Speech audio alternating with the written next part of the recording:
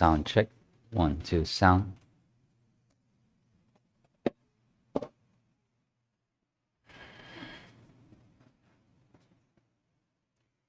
Isang magandang umaga po sa bawat isa. At ngayon po tayo ay ang ating teksto po would be coming from 2 Timothy chapter 2 verses 8 to 11. 2 Timothy chapter 2 verses 8 to 11.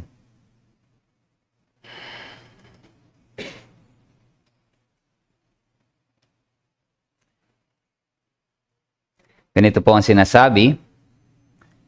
Remember Jesus Christ, risen from the dead, the offspring of David, as preached in my gospel, for which I am suffering, bound with chains as a criminal. But the word of God is not bound. Therefore I endure everything for the sake of the elect, that they also may obtain the salvation that is in Christ Jesus with eternal glory. The saying is trustworthy, for if we have died with him, we will also live with him. If we endure, we will also reign with him. If we deny him, he will also deny us. If we are faithless, he remains faithful, for he cannot deny himself. Tayo po'y manalangin. Aming Amang Diyos, tunay nga nawa ang iyong salita na maipapahayag ngayon sa umagang ito ay magbunga sa buhay ng bawat isa.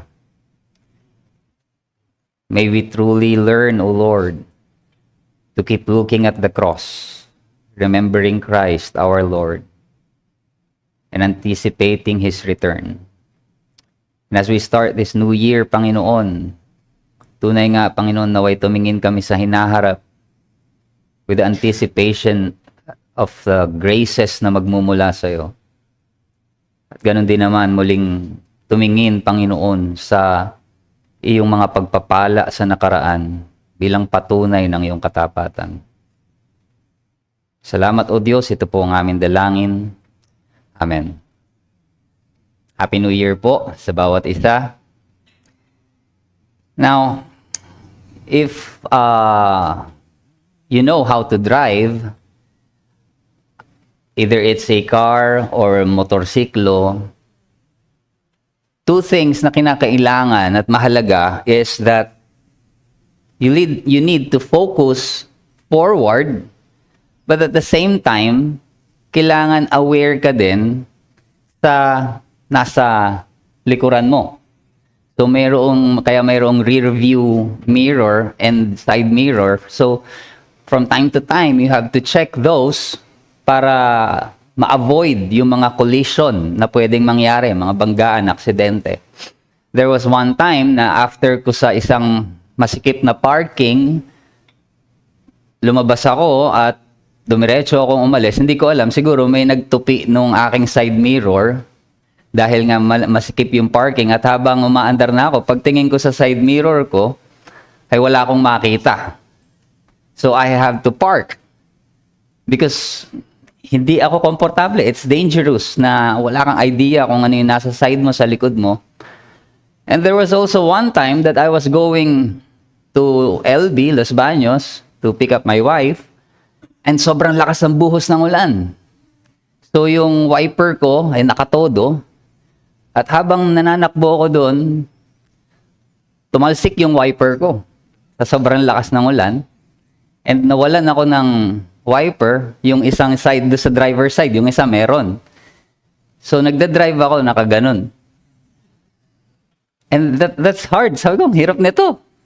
Na pumarada ako sa isang gasoline station, may tumulong sa akin, inilipat yung wiper. But I just want to show na it's important to look back and to look forward.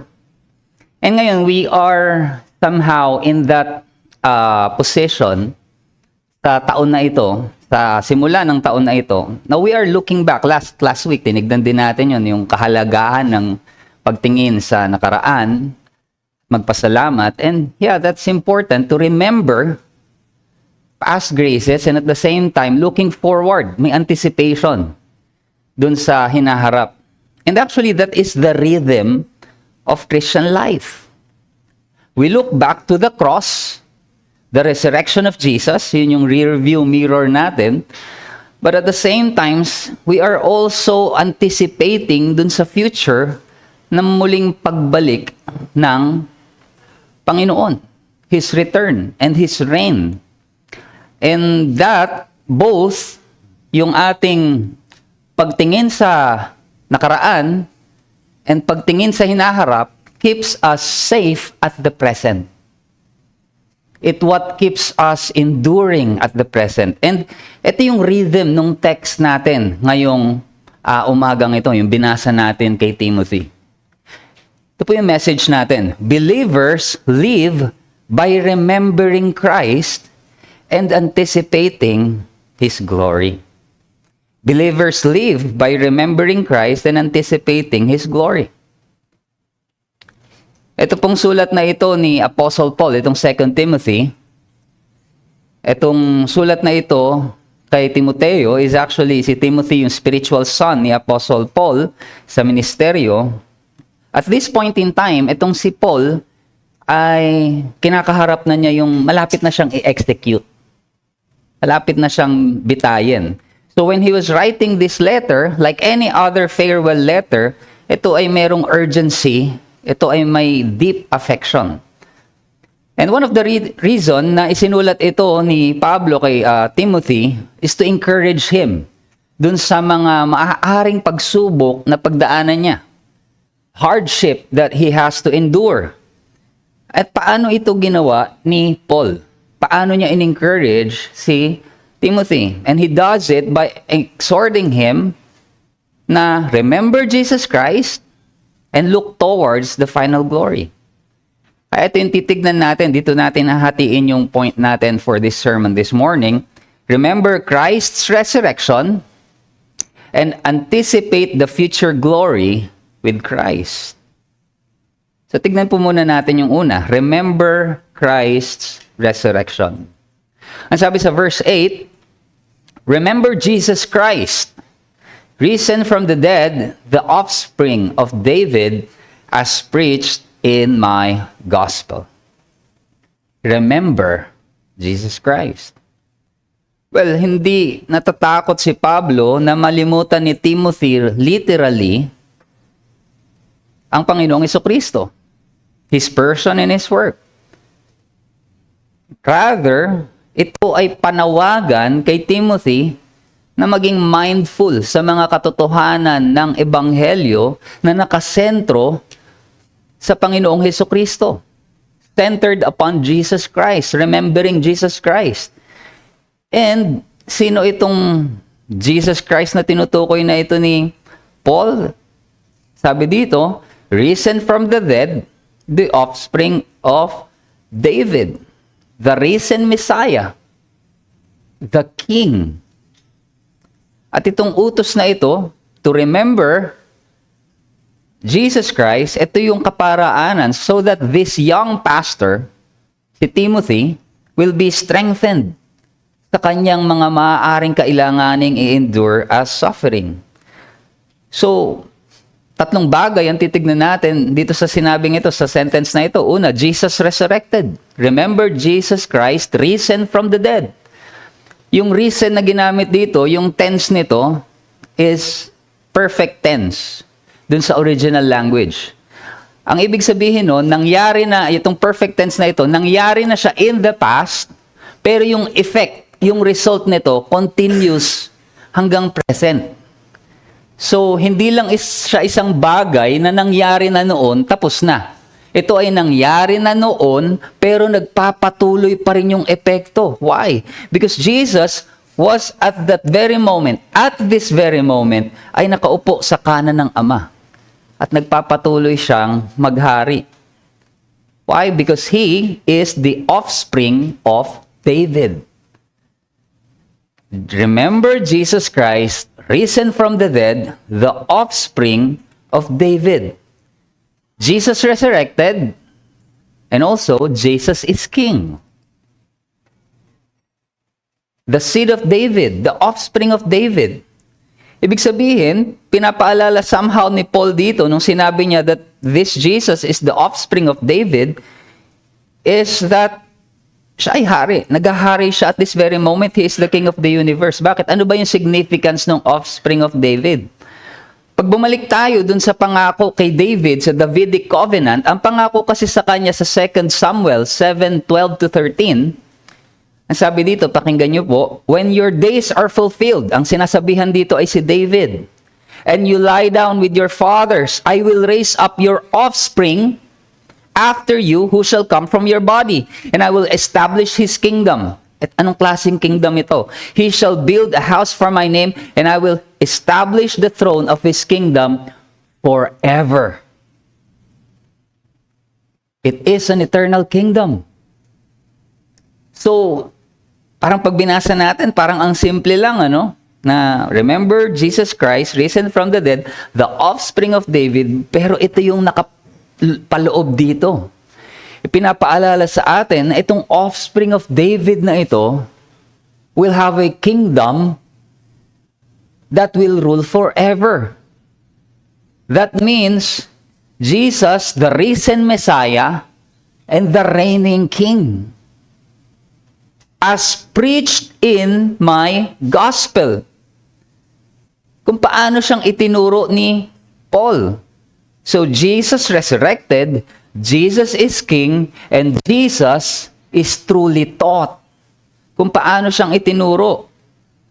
Importante para kay Timothy to remember Jesus Christ kung paano siyang itinuro ni Apostle Paul. Why? Because the Apostle Paul, yung kanyang apostleship, ito yung nagbibigay ng authority sa kanya as the representative of the Lord Jesus Christ. And so, itong utos na ito, to remember Jesus Christ, nag-a-apply din ito ngayon sa atin. Hindi dahil kulang tayo sa pagkaalam kung sino ang Panginoong Hesukristo, not because we lack the knowledge, pero dahil ang ating mga puso ay makakalimutin. We are prone to forget. We are prone to drift away from Him. It is natural for us to be forgetful. Part ito ng ating human condition. We forget birthdays, anniversaries, minsan appointments, minsan kahit sa natin tinago yung susi natin, cellphone natin. Lagi tayo minsan meron ng mga app ngayon, may mga devices na ngayon na tinatawag na finders. Saksak, ilalagay mo siya dun sa mga cellphone mo, sa susi mo, para pag nawawala, mabilis mo nang hanapin. Why? Because it's natural for us to forget. Part siya ng ating condition. So if it is possible for us to forget things in our everyday lives, how much more when it comes to spiritual realities? Madalas tayong pinapaalalahanan ng salita ng Diyos pagdating dito sa forgetfulness. Ang Israel, they forgot the Lord when they got out from Egypt. Nung sila'y nakalabas sa Ehipto, bagamat sila ay binalaan ni Moses bago sila pumasok doon sa Promised Land, na huwag niyong kakalimutan ng Panginoon, nalimutan nila. Ang sabi sa Deuteronomy 8 verse 2, ito yung utos sa kanila, and you shall remember the whole way that the Lord God has led you these 40 years in the wilderness. Parang pareho yung context dito. Yung sulat ni Paul kay Timothy, nagpapaalam siya, malapit na siyang execute. Dito naman, si Moses, hindi na niya masasamahan ng Israel doon sa kanilang patuloy na pag-journey to the Promised Land. So, mayroon na ditong parang pagpapaalam na nangyayari. And ang paalala ni Moses sa Israel, the same. Reminder ni Paul to Timothy, remember, and you shall remember the whole way that the Lord your God has led you these 40 years in the wilderness, that He might humble you, testing you to know what was in your heart. Pagdating sa verses 11 to 14, Ano sabi? Take care lest you forget. Take care lest you forget. Mag-ingat kayo, baka malimutan ninyo. Forget the Lord your God by not keeping His commandments and His rules and His statutes, which I command you today. Lest, listen to this, when you have eaten and are full and have built good houses and live in them, and when your herds and flocks multiply and your silver and gold is multiplied, and all that you have is multiplied, then your heart be lifted up, and you forget the Lord your God, who brought you out of the land of Egypt, out of the house of slavery. Dito ipinapakita that we are prone to forget. We are prone to be distracted. Pero pansinin nyo kung anong klase distraction meron sa kanila. These are blessings. When you ate and are full, when you have built your houses, when all that you have is multiplied. Di ba ito yung pangako ng Panginoon sa kanila? Dadalhin sila sa kanilang sariling lupa, a land flowing with milk and honey. Pero ang sabi ni Moses, mag-ingat kayo, kahit itong mga bagay na ito, ay pwedeng maging kadahilanan na malimutan ninyo ang Panginoon. It's way easier to forget the Lord when everything is going smoothly. Mas madali malimutan ng Panginoon. But when hardship, trial strikes, doon natin minsan naaalala ang Diyos eh. And that is why there is a warning, a reminder, do not forget. At hindi natin basta-basta nalilimutan ng Panginoong Jesucristo. Instead, the problem with us, when this happens, hindi ito yung parang totaling nawala siya sa isipan natin. Rather, nabubuhay tayo as if Christ was not risen, as if Christ wasn't reigning, or He's not present. Yung forgetfulness natin, nakikita ito, it shows up in our worries. It shows up in our fears, in our misplaced confidence, or sa mga distraction. Nabubuhay tayo na tila ba hindi naghahari ang Panginoong Hesukristo. Remember, Jesus Christ. When we worry, when we're anxious, hindi ba sapat ang pangako at sinabi ng Diyos? So, ibig sabihin, parang we live as if He's not here. So, anong kailangan gawin? Remember Jesus Christ. He's the risen one. Buhay siya at this very moment. You don't have to fear. He is reigning. He is the seed of David. Nagahari siya. He is the King of the universe. He can take care of you. Remember Jesus Christ. Which is why endurance natin bilang mga mananampalataya, endurance from suffering in the presence is through the remembrance of Christ's finished work and victory. Kapag inaalala natin ang Panginoong Hesukristo in the midst of our suffering, trials, we can endure. Because Jesus, our example, also endured the cross. He endured the cross. Hebrews 12 verse 2, anong encouragement dito sa atin? Anong exhortation dito sa atin? Looking to Jesus, the founder and perfecter of our faith, who for the joy that was set before Him, endured the cross. Kung wala ang Panginoong Hesukristo, ang mga suffering sa buhay natin, ito ay magiging parang walang kabuluhan, random, even cruel. But when we remember Christ, suffering is reinterpreted. Nagkakaroon siya ng meaning. Yung endurance natin, it becomes meaningful. It becomes purposeful. Anong sabi ni Pablo dito sa ating talata? Remember Jesus Christ, risen from the dead, the offspring of David, as preached in my gospel, for which I am suffering. I am suffering. Bound with chains as a criminal. But the word of God is not bound. Sabi niya sa 10, therefore I endure everything for the sake of the elect. Nagkaroon ng purpose yung endurance niya sa suffering. There is now a purpose for that endurance, for the sake of the elect. It is for the glory of Christ. It is for the salvation of others. And so, yung trials na ito na pinagdadaanan ni Pablo, because he is looking into Christ, it has now a purpose.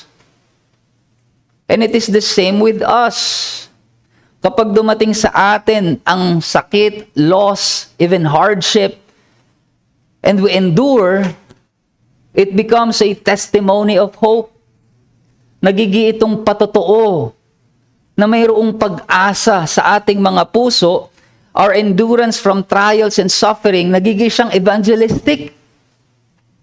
Dahil nakikita ng mga tao na nakapaligid sa atin how Christ sustains us with power. And it points people to salvation. Nakikita nila ang katapatan ng Diyos sa ating mga buhay when we endure and remember Christ's faithfulness. And so, as an application for this, what should we do? Let us build a habit of remembering Christ. Dahil nga nakita natin, forgetfulness is natural for us, kailangan natin intentionally to create habits that will keep the gospel before us, na laging magpapaalala sa atin ng ebanghelyo. And it should not be extravagant na parang kung titignan natin ay parang something na grand yung ating kailangang gawing pagbabago. No, this can be simple as beginning each day with Scripture. Nasimulan natin ang ating bawat araw sa salita ng Diyos with a prayer of gratitude. Tayo manalangin, magpasalamat na, Lord, thank you that ikaw ang naghahari maging sa araw na to. You reign, you are sovereign. And itong mga habits na ito, small habits na ito, when developed, will train our hearts. Tinuturuan nito ang ating mga puso na mamuhay sa liwanag ng Ebanghelyo. So that when suffering comes, our hearts are already anchored. Nakaangkla na siya sa katotohanan. We can cultivate these things. Marami na, even in mga Bible apps ngayon, may mga reminders na sila. Now, when you wake up in the morning, pwede silang mag-send ng scripture sa iyo or ng yung Bible plan mo, pwedeng i-remind ka. As we start the year, this is a good start for us to cultivate itong mga habits na ito as part ng ating paglago sa ating sanctification in our holiness. So I encourage everyone, let us do so. And also, let us interpret suffering through the lens of Christ's victory. Na itong mga pagsubok na ito, hindi ito walang kabuluhan. It is not meaningless kapag inaalala natin ang Panginoong Jesucristo. Rather, they become testimonies. So let us view trials that we encounter at maaari nating maranasan ngayong taon na ito in light of the gospel. remember Christ. At mamuhay tayo sa bawat araw, reminding ourselves that it is Christ who reigns. Dahil hindi lamang siya muling nabuhay, siya ay naghahari ngayon. That means, ang ating pang-araw-araw na buhay, it must reflect His Lordship. Hindi tayo iniwanan sa sarili nating lamang na we are aimless. Rather, every decision, every priority, every act of obedience, kailangan nating ipamuhay ng nasa ilalim ng otoridad ng ating hari. Ibig sabihin nito, the way we approach work, the way we approach our family, relationship, and even mga trials, we approach it with confidence na ang Panginoong Jesucristo ang naghahari. Our daily choices, paano tayo magsalita, how we forgive others, how we serve others, it becomes acts of worship. Dahil ang pinaglilingkuran mo ay walang iba kundi ang hari. Yes, meron tayong mga employer, meron tayong mga boss, may mga manager, but alam natin with this kind of mindset, living every day, daily, that I am serving Christ through this.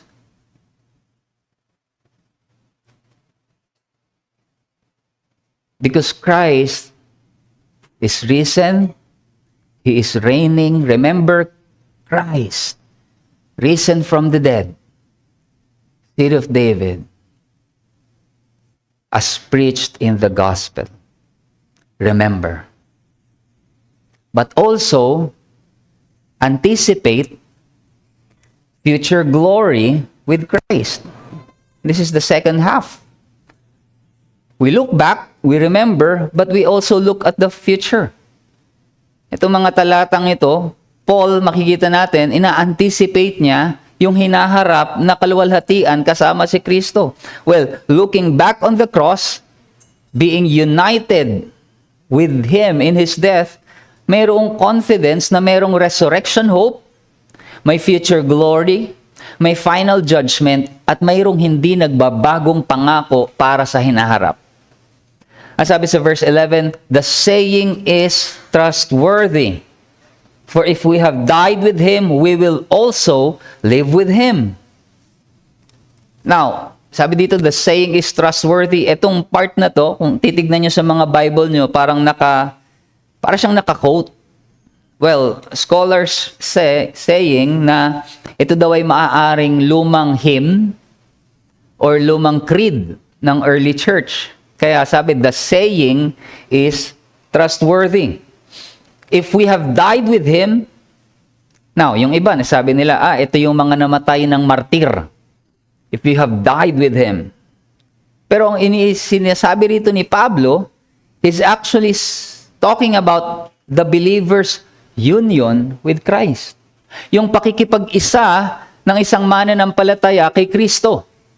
Na sa pamamagitan ng pananampalataya kay Kristo, ikaw ay naging kaisa sa Kanya. At dahil naging kaisa ka sa pananampalataya kay Kristo, ikaw ay kasama niyang namatay doon sa krus sa pamamagitan ng iyong pananampalataya. Ang sabi ng Romans chapter 6, verses 3 to 4, do you not know it regarding baptism? Do you not know that all of us who have been baptized into Christ Jesus were baptized into His death? We were buried therefore with Him by baptism into death, in order that just as Christ was raised from the dead by the glory of the Father, we too might walk in newness of life. There is that union with Christ. Para sa isang mananampalataya, believers are joined to Christ sa pamamagitan ng pananampalataya through the Holy Spirit. At ang resulta nito, ang kamatayan niya is being counted as ours. Ibinibilang ang kamatayan ng Panginoong Jesucristo bilang sa atin na mga mananampalataya sa Kanya. Ibig sabihin, Christ died as our representative. So, remember that. Pero ang sabi ni Paul, if we have died with Him, we will also live with Him. While Ito ay tumuturo sa panibagong buhay natin ngayon at the present sa pamamagitan ng banal na Espiritu. This is new life with the Holy Spirit at the present. Pero in a future sense, sa hinaharap, ito ay tumutukoy din in the resurrection of believers. Just like Jesus. Romans 8:11, if the Spirit of Him who raised Jesus from the dead dwells in you, ang Espiritu na bumuhay sa Panginoong Jesucristo na nasa atin daw. If it dwells in you, He who raised Christ Jesus from the dead will also give life to your mortal bodies through His Spirit who dwells in you. There is a resurrection, hope. Meron tayong pag-asa na tinitignan sa hinaharap. If we died with Christ, we will also live with Him. We look at that future. Verse 12, if we endure, we will also reign with Him. At nakita nga natin, as we have seen, tayo ay tinatawagan to endure at the present. Endure present suffering. And by doing so, mayroong pangako sa hinaharap, and that is to reign with Christ, our future glory. Sabi ng Revelations 20 verse 6, blessed and holy is the one who shares in the first resurrection. Over such the second death has no power, but they will be priests of God and of Christ, and they will reign with Him for 1,000 years. They will reign. Pinapakita nito yung endurance natin sa ating pananampalataya, yung ating pagtitiis. Ito ang daan patungo sa hinaharap na kaluwalhatian. And this reign, itong paghaharing ito, hindi lamang siya symbolical, but rather, it is sharing in Christ's authority sa kanyang pangwalang hanggang kaharian. So itong pangakong ito ay para doon, sabi, eschatological, meaning in the last days. Pero presently, nararanasan na rin natin ito. As people, kung ikaw ay nananampalataya kay Kristo, you are destined to reign with Him in the future. Kaya ang sabi ng Ephesians 2 verse 6, we are raised up with Him and seated us with Him in the heavenly places in Christ Jesus. There is, in a sense, na right now, we are with Christ. Again, papasok dito yung already and not yet. Pero ito ay mayroong makikita natin, nandun yung future reign. Pero may warning, mga kapatid. Also, for us, for the present, and for the future. Ano yung warning na yun? Ito yung opposite ng endurance. If we deny Him, He also will deny us. To deny Christ in the face of opposition, ito ay magre-resulta na you as well will be denied in the final judgment. Ang sabi mismo ng Panginoong Jesucristo, nagmula mismo sa kanyang mga labi in Matthew chapter 10, verse 33, but whoever denies me before men, I also will deny before my Father who is in heaven. That is a clear warning. Yes, there is a promise. There is a promise for us. If we die with Him, we will live with Him. If we endure, we will reign with Him. But if you deny Christ, there is also a warning. You will be denied. To deny the Lordship of Christ.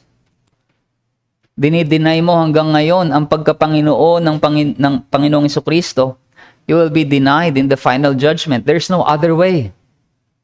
Wala nang ibang kaparaanan, kundi ang iniaalok na kaligtasan ng Panginoong Hesus. And so this is a warning for those na hanggang sa mga oras na ito, reject the Lordship of Christ. There is a judgment that awaits. May naghihintay na kahatulan. But there is also, for those who had put their faith in Christ,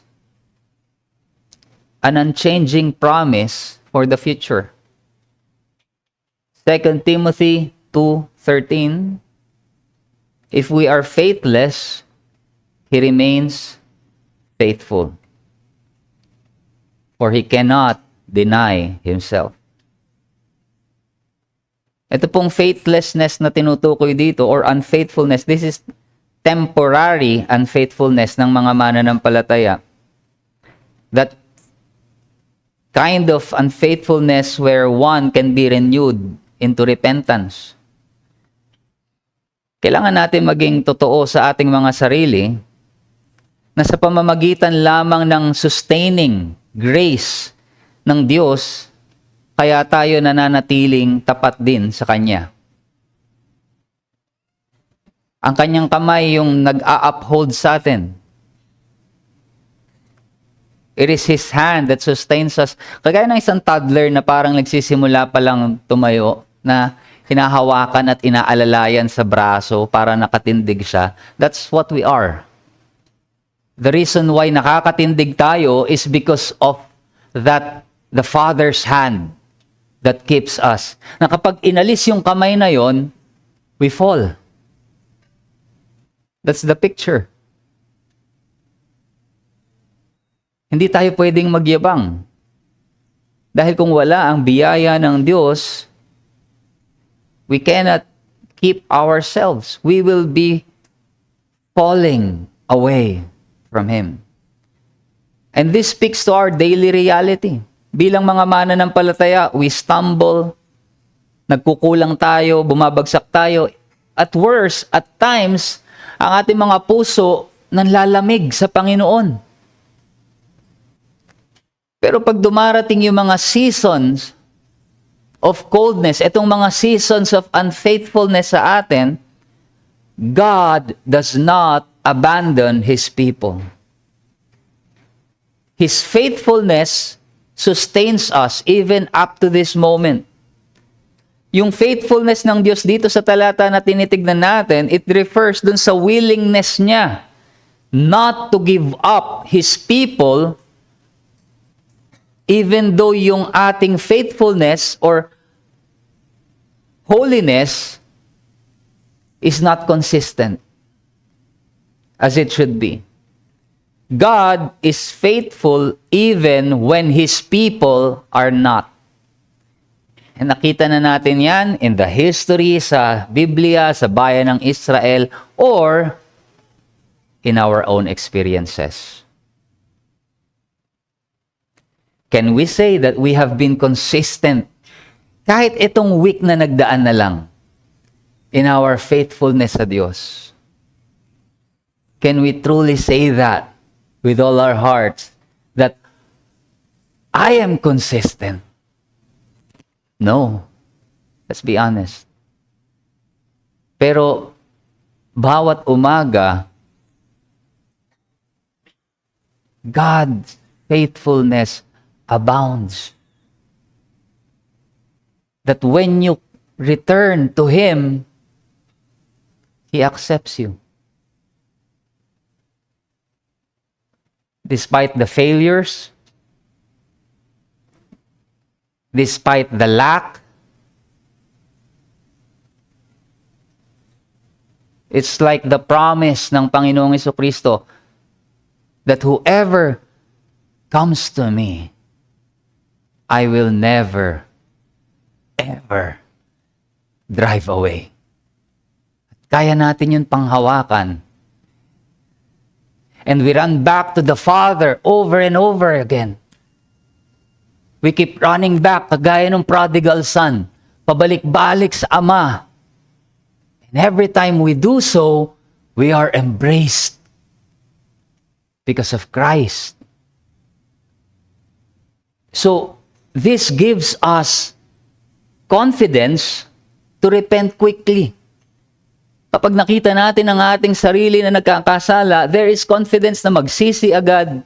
Alam natin na tayo tatanggapin to rise again after failure and keep walking kasi alam natin it is Christ who holds us. Why is that? Because of the future hope that is a promise na nakaugat from the very nature of who God is. He remains faithful because He cannot deny Himself. That's who He is. God is faithful.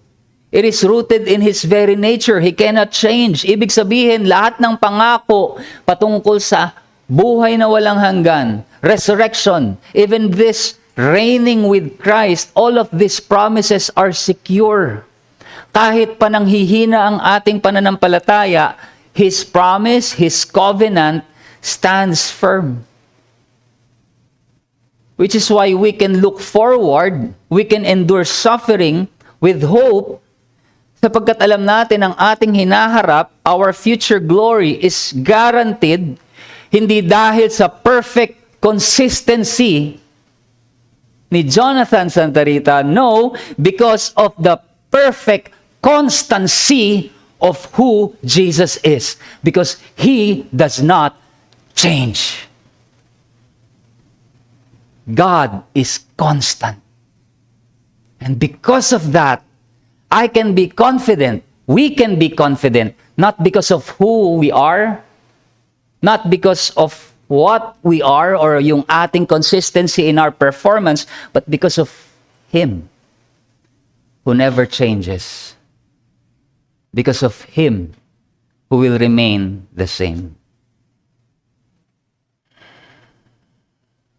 So as an application for us, lalong-lalo na ngayong bagong taon, let us step into this new year with confidence in Christ's faithfulness. Kapag tumingin tayo sa nakalipas na taon, marami sa atin maaaring may mga dala-dala na alaala ng discouragement sa ating spiritual walk, failures, sin, or even struggle na pakiramdam natin, nilalabanan natin matagal na and we're losing. Pero pinapaalalahanan tayo ni Pablo that even when we are faithless, Christ remains faithful. Now, this is not an encouragement for you to be unfaithful. No. But it is an encouragement for you to push through, magpatuloy, because God is faithful. Do not lose hope as we enter this new year. Patuloy na naghahari ang ating Panginoong Jesucristo. He continues to uphold us, sustains us with His grace. At kung paanong tayo ay dinala ng Diyos through the last year, despite our weaknesses, pagpapatuloy ito ng Diyos because He is constant. Let us endure whatever it is na maaari nating harapin ngayong taon na ito. Let us endure those things with hope. Because our future is secure with Christ. Ito ay garantiya sa atin dahil hindi nagbabago ang ating Diyos. We will live with Him as we walk with Him. And as we look towards the future, meron tayong kasiguraduhan. Meron tayong pag-asa dahil hindi tayo nakadepende sa ating sarili. Hindi nakadepende ito sa performance natin as we have seen, but God's faithfulness that does not change. So looking ahead, we can endure with hope. Lalong-lalo na ngayong taon na ito. You know, we're starting the year with the month of January. And alam niyo po ba na yung January, kinuha itong pangalan na ito from Janus. He's a Roman god na mayroon dalawang muka. Na nakatingin in both direction. One looking backward, one looking forward. And it's a fitting picture where we stand ngayon at the start of each year. Naalala pa rin natin, fresh na fresh pa rin sa atin. We look back, parang yung 2025, parang kahapon lang. It's just a few days ago, 2025. So very fresh pa sa atin. But we are also looking forward to this year. So, siguro doon kinuha yung idea, kaya ipinangalan kay Janus, no? Looking backward, looking forward. So, we look back, naalala natin ang mga biyaya ng Diyos na ating naranasan in the past year, and then we look forward, anticipating the graces na ipoprovide pa niya. But this is more than a calendar image. This is also the very posture ng buhay ng isang Kristiyano. Every believer ay nakatingin sa dalawang horizon, as we have seen today. We look back to Christ's finished work on the cross and His resurrection. But at the same time, we look forward to His return and His future reign. Kanyang paghahari. Ang nakaraan ay nagpapaalala sa atin na ang kaligtasan ay tinapos na. At ang hinaharap ay binibigyan tayo ng kasiguraduhan ng ating pag-asa sa Kanya. So as we begin this year, let us live facing both ways. Anchored in the memory of the cross. Ang ating alaala, tinitignan natin, remember Jesus Christ. But at the same time, we are being strengthened in the present by being encouraged by the anticipation of future glory with Him. So brothers and sisters, remember Jesus Christ, risen, reigning, and let us look ahead with confidence. Dahil alam natin, one thing will not change, and that He will remain faithful all throughout. Tayo po'y manalangin. Aming Diyos, tunay nga po, turuan mo kami, Panginoon, na patuloy na tumingin sa aming Panginoong Hesukristo. To remember Christ, O Lord, but at the same time look forward in anticipation of your return at sa iyong paghahari muli. And by doing so, may it encourage us, O Lord, to endure at the present. Anuman, Panginoon, ang aming maaaring maranasan, nawa ito ay magbigay sa amin ng patuloy na biyaya upang kami makatindig, makalakad ng ayon sa iyong kalooban. Salamat, Ama. Alam namin na Ikaw ay mabuti. Alam namin Ikaw ay hindi nagbabago. Alam namin Ikaw ay mananatiling tapat. Salamat sa mga katotohanan ito. Naway ito'y aming yakapin at magbigay sa amin, Panginoon, ng kalakasan. Ito po ang aming dalangin sa pangalan ng aming Panginoong Hesus. Amen.